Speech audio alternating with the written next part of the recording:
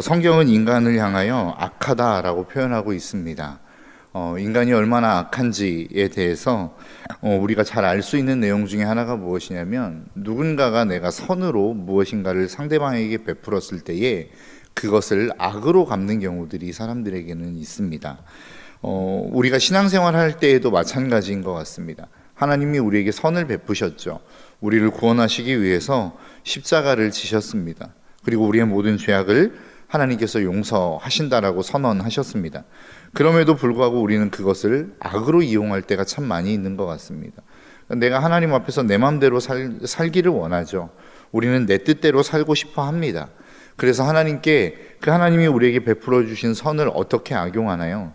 그래, 하나님이 우리를 용서하실 건데 또 우리가 용서받을 텐데 내 마음대로 살고 또 회개하지 이런 마음으로 하나님 앞에 나아가는 경우들이 종종 있다라고 하는 것입니다. 그러니까 우리는 착각하지 말아야 되는 게 무엇이냐면, 하나님께서 우리에게 용서를 말씀하고 있는데 그 용서에는 반드시 전제 조건이 있습니다. 하나님이 우리에게 회복시키시고 우리를 다시 한번 일으키실 때에 그것에 대한 전제 조건이 있다라는 것이죠. 그게 무엇입니까? 바로 돌아오라는 것입니다. 너희들이 돌아오면 내가 너희들을 고치고 너희들을 싸매겠다라고 말씀하지 않습니까? 그래서 예수님께서 말씀하시는 비유에 있어서, 탕자의 비유에 있어서도 무엇입니까? 둘째 아들이 집을 나갔습니다. 허랑방탕하여 모든 재산을 탕진하였습니다. 그런데 그렇게 탕진하여 타국에 있을 때에 그 아버지가 그 아들을 도울 수 없었다라는 것이죠. 언제 비로소 그가 회복되었습니까? 그가 아버지 품 안으로 돌아왔을 때입니다. 그러니까 우리는 잊지 말아야 됩니다. 하나님께서 우리를 회복시키시고 우리를 치유하시고 우리를 고치실 때는 언제냐? 우리가 주님의 품 안으로 돌아올 때입니다. 근데 우리는 뭐라고 이야기하죠? 하나님, 나는 여기가 좋아요. 내가 지금 누리고 있는 이 죄, 이 쾌락, 이 즐거움, 이것이 너무 좋은데 여기서 저를 회복시켜 주시면 안 되나요? 라고 우리는 하나님 앞에 기도할 때가 너무 많다는 것입니다. 그래서 우리 가운데 회복이 없는 것일 수 있습니다. 하나님은 우리를 회복시키시기를 원하지만 우리가 죄악 가운데 거하면서, 우리가 진흙탕 가운데 굴러다니면서 거기에 하나님은 우리에게 축복하시기를 원하시지 않습니다. 우리가 하나님 앞으로 돌아와 우리의 모든 죄악들을 맑게 씻으실 그때에 하나님이 우리 가운데 회복을 말씀하시더라라고 하는 것입니다. 오늘 본문의 말씀에서 하나님이 얼마나 이스라엘 백성들에게 화가 나셨는지 이스라엘 백성들을 향하여 기도하지 말라고 이야기하십니다. 예레미야를 향하여 명령하시기를 뭐라고 말씀하시냐면, 오늘 본문 16절입니다. 그런즉 너는 이 백성을 위하여 기도하지 말라. 그들을 위하여 부르짖어 구하지 말라. 내게 간구하지 말라. 내가 내게서 듣지 아니하리라. 그러니까 얼마나 하나님께서 화가 나셨는지 예레미야를 향하여 기도하지 말라라고 이야기하십니다. 그러니까 하나님이 늘 찾으시는 사람은 어떠한 사람이죠? 성 무너진 데를 막아서서 하나님의 진노가 쏟아지지 않도록 그것을 막아설 진노자, 그 중보자를 하나님은 찾으신다라는 겁니다. 그래서 모세를 통해서 하나님은 이스라엘 백성들의 향하여 부으실 하나님의 진노를 막으셨고, 바울을 통하여 모든 이방 민족을 향하여 부으실 하나님의 진노를 막으셨다라는 것입니다. 그런데 오늘 본문은 예레미야에게 뭐라고 말씀하고 있나요? 내가 진노를 부을 거니까 너는 더 이상 기도하지 말라는 겁니다. 내게 부르짖지 말라는 것입니다. 그리고 더 나아가 21절은 뭐라고 말씀하죠? 만군의 여호와 이스라엘의 하나님께서 이와 같이 말씀하시되 너희 희생제물과 번제물의 고기를 아울러 먹으라. 여러분, 좀 이상하지 않습니까? 번제물에 있어서 고기는 사람이 먹을 수 있는 게 아닙니다. 사람에게 주어진 제물이 아닙니다. 물론 사람에게 주어지는 제물들이 있죠. 화목제물이나 어떠한 제물들에 있어서는 특정하게 제사를 드리는 사람이 먹기도 하고, 그리고 제사장들에게 주어지는 제물이 있긴 합니다. 그러나 번제물에 있어서만큼은 모든 것을 다 불태워 하나님께 드리는 제사입니다. 그런데 성경에서 뭐라고 이야기합니까? 오늘 본문은 번제물의 고기를 그냥 먹으라는 겁니다. 왜 그렇죠? 내가 너희들의 제사를 더 이상 받지 않을 것이기 때문에 그렇습니다. 여러분, 우리가 하나님 앞에 제사를 드린다고 해서, 이 예배의 자리에 나와 앉아 있다고 해서 하나님이 다 이 예물과 이 제사와 이 예배를 받으시는 것은 아닌 것 같습니다.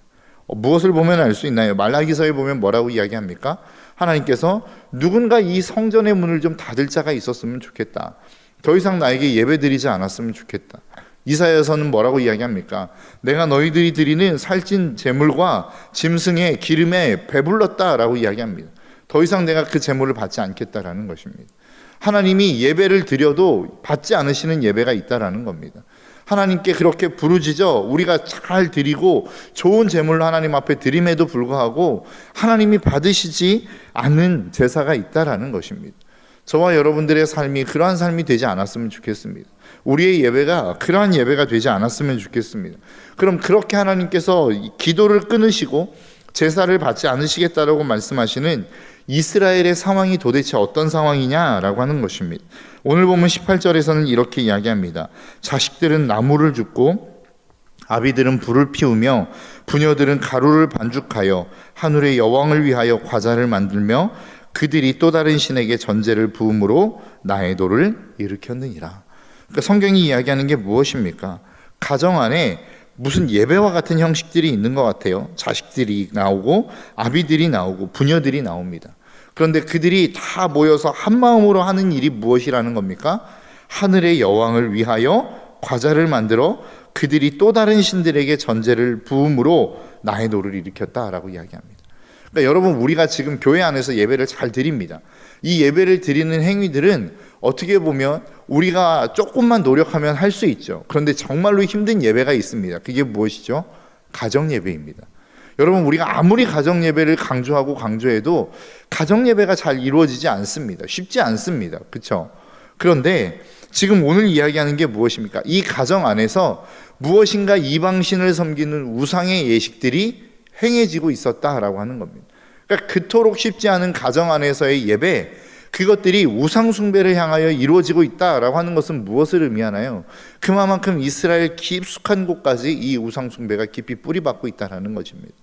하늘의 여왕이라고 했을 때 많은 신학자들마다 의견이 다릅니다. 이 도대체 하늘의 여왕이 무엇이냐라고 했었을 때 누구는 뭐 아세라라고 하는 이야기도 있고, 뭐 다른 사람들은 뭐 아스타롯이라고 이야기하는 경우들도 있습니다. 뭐 학자들마다 이 하늘의 여왕이 도대체 무엇이냐라고 하는 것에 있어서 의견이 있기는 하지만, 한 가지 분명한 것은 이 하늘의 여왕이라고 하는 것은 인간에게 풍요로움을 약속하고 있는 뭐 아수르나 바벨론에서 섬기고 있는 어떠한 이방 신들 가운데 하나다라고 하는 것이죠.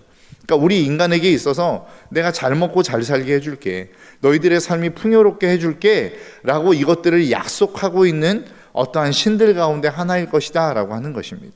그러니까 이 모든 것들이 인간의 깊숙한 곳까지 뿌리 깊이 들어와 있었다라고 하는 것입니다. 여러분, 이것이 이스라엘 백성들의 이야기이지만 사실 우리들의 이야기가 아니겠습니까? 오늘날 지금 우리가 추구하는 바가 무엇입니까? 하나님 앞에 나와 예배한다라고 이야기하지만 우리가 궁극적으로 추구하는 바가 무엇이더냐라고 하는 거예요. 내가 잘 먹고 잘 사는 것 아닙니까? 내가 하나님 앞에서 무엇인가 하나님의 뜻이 이루어지기를 간절히 소망하거나 그 하나님이 우리의 삶 가운데 무엇인가 하나님의 영광을 드러내고자 하는 이유와 소망보다는 내가 잘 먹고 잘 사는 것, 아니면 내 자녀들이 잘 되는 것, 내 삶 가운데 무엇인가 내가 좀 더 편안함을 누릴 수 있는 것을 우리는 지금 기준과 목적으로 삼고 있지 않더냐라고 하는 거예요. 그리고 우리의 삶 속에서 간증하는 것, 우리가 하나님을 자랑한다라고 이야기했을 때도 내가 이러한 것들이 없으면, 다른 사람보다 무엇인가 좀 뛰어난 게 없고 다른 사람보다 무엇인가 좀 잘난 것이 없으면 우리는 간증하기를 꺼려하지 않더냐라고 하는 거예요.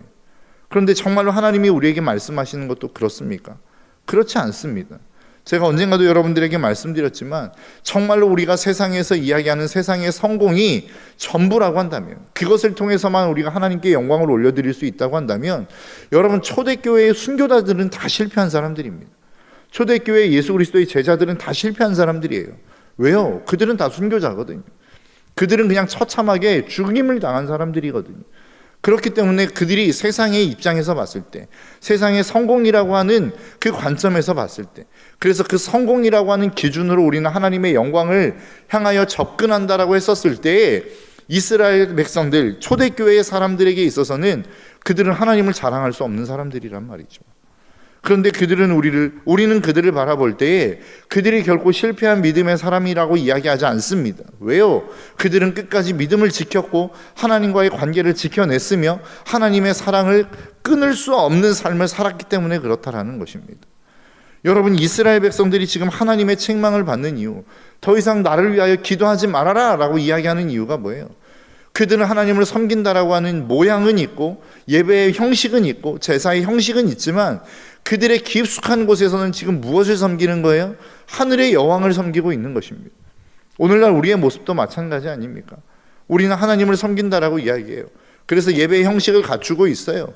무엇인가 봉사의 형식도 갖추고 있어요. 헌신의 형식도 갖추고 있어요. 그런데 결국 우리의 내면 깊숙한 곳을 쳐다보면 그 내면은 깊숙한 곳에서 우리가 추구하는 것이 결국 무엇이더냐라고 하는 거예요. 세상의 풍요로움 아닙니까? 하나님의 뜻보다는 내가 잘 되는 것, 하나님의 영광을 나타내기보다는 내가 무엇인가 좀 편안한 것, 사람들 눈에 보이기에 무엇인가 내가 성공했다라고 하는 당당함의 어떠한 것들을 내세울 수 있을 만한 것들을 우리는 지금 추구하고 있지 않더냐라고 하는 것입니다. 이스라엘 백성들이 그랬어요. 우리가 섬기고 있는 눈에 보이는 하늘의 여왕이 없을 뿐이지 결국 우리의 초점은 그 하늘의 여왕에 맞춰진 것 아니더냐라고 하는 것입니다. 그래서 우리는 날마다 하나님을 향하여 원망하는 게 무엇입니까? 하나님, 내가 좀 편안하고 싶은데 왜 내 삶 가운데 편안함을 주시지 않습니까? 우리의 자녀들이 좀 잘 되었으면 좋겠는데 우리의 자녀들은 왜 이 모양 이 꼴입니까? 하나님, 내가 좀 사람들 앞에서 무엇인가 좀 내세울 만한 성공적인 모습이 있었으면 좋겠는데 왜 나에게는 그런 게 없나요? 라고 하는 모습으로 우리는 하나님 앞에 원망하며 나아가지 않더냐라고 하는 것이죠. 그게 하늘의 여왕을 섬기는 모습이라는 거예요. 여러분, 우리가 무엇인가 성공을 통해서만 하나님의 영광을 나타낼 수 있습니까? 그렇지 않습니다. 무엇인가 내가 실패하는 것을 통해서, 무엇인가 내가 정말로 하나님 앞에서 좌절을 겪는 것을 통해서 하나님의 영광이 드러날 수 있다는 거예요. 그래서 바울이 이야기하는 게 무엇입니까? 우리는 질그릇과 같은 존재라는 거예요. 그 안에 하나님의 보화를 담았다는 것입니다. 여러분, 한번 생각해 보십시오. 질그릇이 있어요. 그 질그릇 안에 보화가 숨겨져 있어요. 꽁꽁 질그릇 안에 쌓여져 있단 말이죠. 그러면 이 질그릇 안에 쌓여져 있는 보화를 드러낼 수 있는 방법이 무엇입니까? 질그릇이 깨지는 거예요. 깨지면 그 보화가 그 삶 가운데 드러내는 것입니다. 우리는 하나님의 영광을 드러내고 싶다라고 이야기해요. 내 하나는 하나님의 모습을, 하나님의 영광을 나타내고 싶다라고 이야기해요. 그러려면 어떻게 해야 되나요? 나라고 하는 질그릇 안에 꼼꼼 쌓여있는 그 보화가 드러나려면 내가 깨져야죠. 부서져야죠. 그런데 우리는 그 부서지는 행위 속에서 뭐라고 이야기하나요? 하나님, 왜 나를 부서뜨리십니까?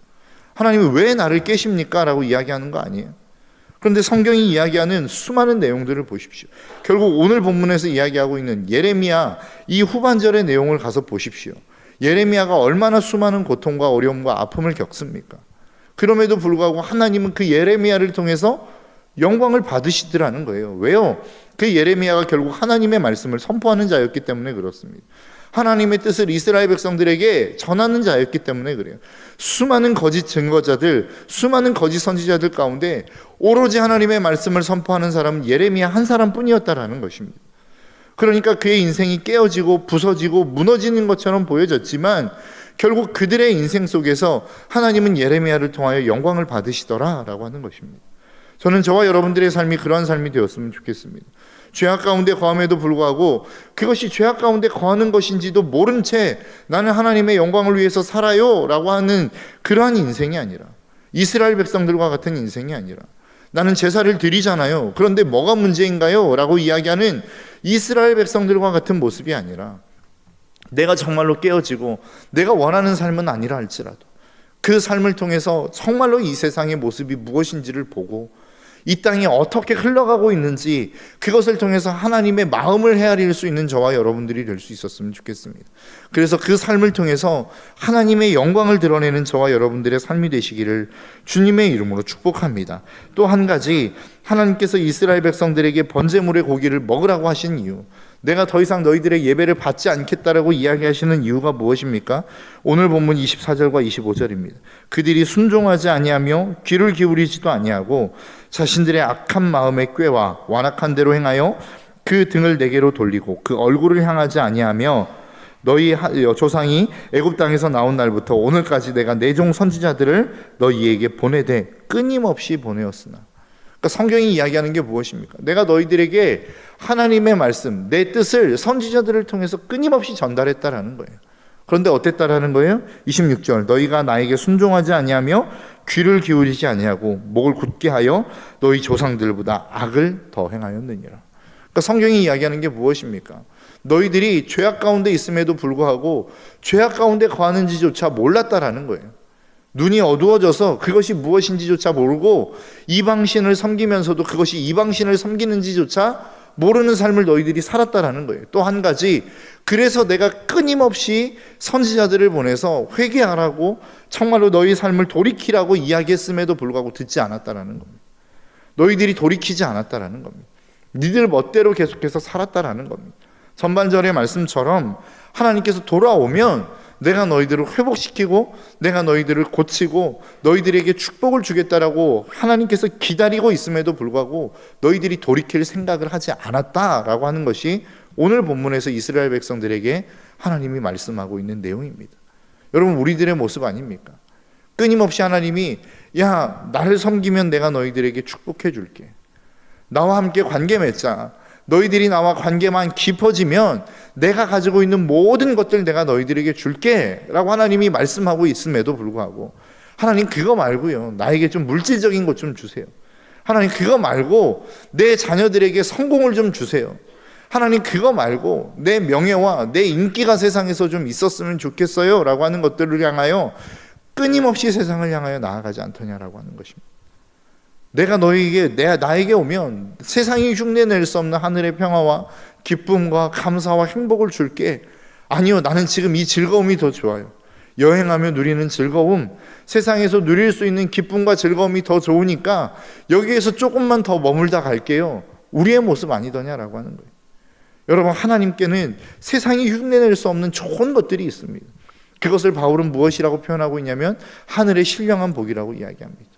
세상이 주는 즐거움과 쾌락이 줄 수 없는 하늘의 놀라운 기쁨이 하나님에게는 있습니다. 우리가 누릴 수 있는 편안함, 그것과는 비교도 되지 않는 하늘의 평안함이 하나님께는 있습니다. 우리가 정말로 누리려고 하는 어떠한 즐거움과 행복이 아닌 하나님만이 가지고 있는 놀라운 하늘의 신령한 복들이 있단 말이죠. 우리가 이것을 누리지 못하는 이유는 세상의 썩은 것들을 놓지 못하는 이유 아니겠습니까? 우리가 하나님의 어떠한 정말로 생명의 밧줄을 붙들기 위해서는 세상의 썩은 동아줄을 놓아야만 합니다. 그런데 우리는 이것을 놓고 싶지 않아요. 그러면서 계속 하나님 우리에게 생명의 줄을 주십시오. 하나님이 생명의 줄을 주심에도 불구하고 이 썩은 동아줄을 붙들고 있기 때문에 이 생명의 줄을 못 잡고 있는 것 아니더냐라고 하는 거예요.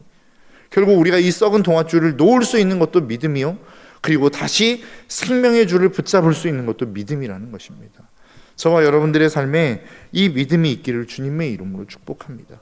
그래서 이 아침 정말로 우리의 닫혀진 눈이 활짝 열리기를 소망합니다. 그래서 내 현주소가 무엇인지, 내가 얼마나 하나님을 떠나 살아가 있는 인생인지를 우리의 눈을 통하여 믿음의 눈을 열어 적나라하게 볼 수 있는 이 아침이 되시기를 주님의 이름으로 축복합니다. 그리고 끊임없이 우리에게 말씀하심에도 불구하고 내 귀가 닫혀 있어 하나님의 음성을 듣지 못하는 그 삶 속에서 이제는 벗어나시기를 주님의 이름으로 축복합니다.